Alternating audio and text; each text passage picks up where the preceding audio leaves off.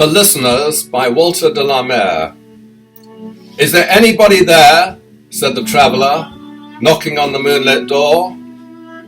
And his horse in the silence champed the grasses of the forest's ferny floor.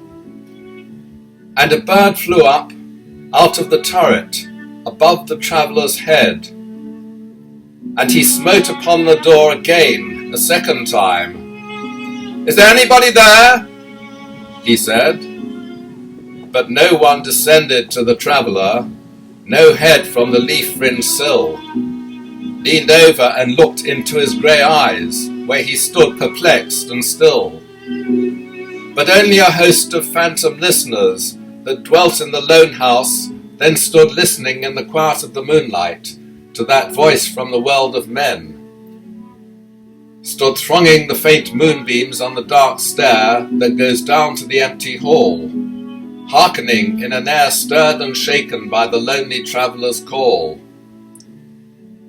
And he felt in his heart their strangeness, their stillness answering his cry, while his horse moved cropping the dark turf neath the starred and leafy sky. For he suddenly smote on the door even louder, and lifted his head. "Tell them I came, and no one answered, that I kept my word," he said.